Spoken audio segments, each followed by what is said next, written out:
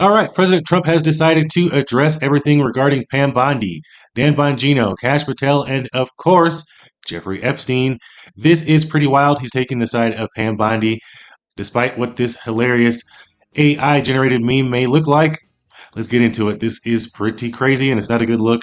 It keeps getting worse and worse. Okay.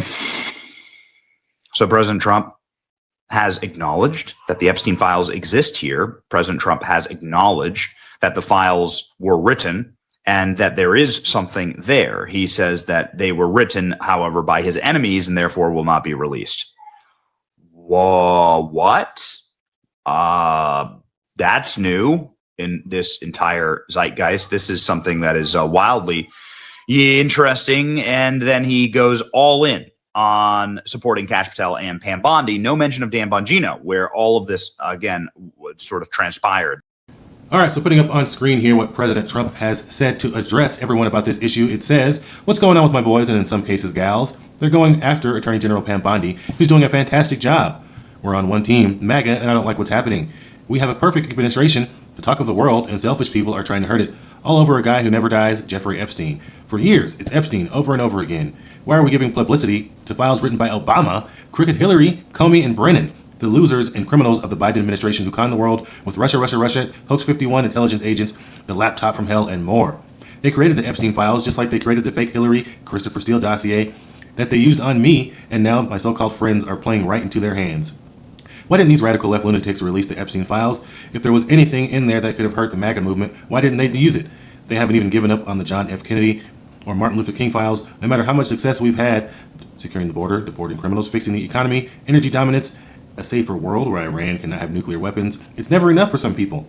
We're about to achieve more in 6 months than any other administration has achieved in over 100 years, and we have so much more to do. We are saving our country and making America great again, which will continue to be our complete priority.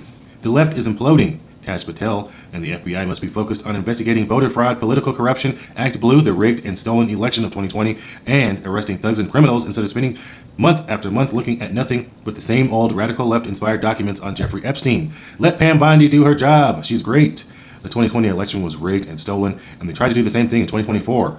That's what she's looking into as Attorney General, and much more. 1 year ago, our country was dead. Now it's the hottest country anywhere in the world. Let's keep it that way, and not waste time and energy on Jeffrey Epstein, somebody that nobody cares about. Thank you for your attention to this matter.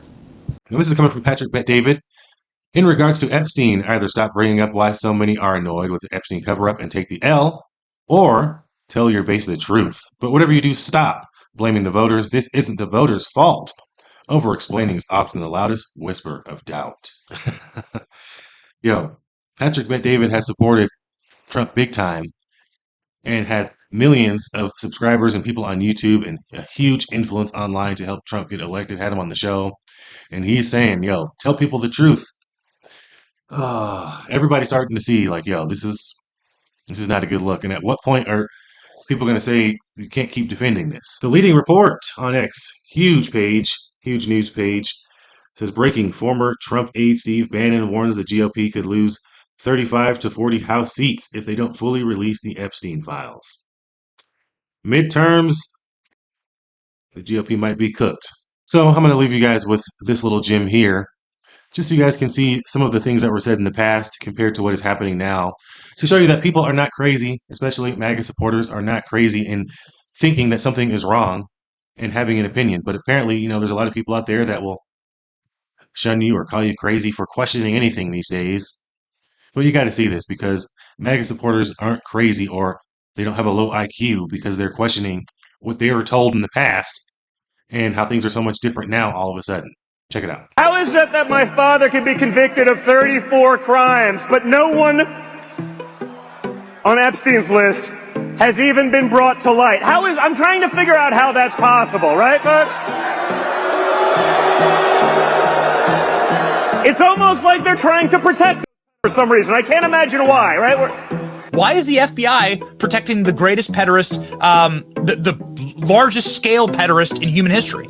Simple, because of who's on that list. Everybody in politics has a vice that's much worse than alcoholism, is the way that I put it. But we release the list.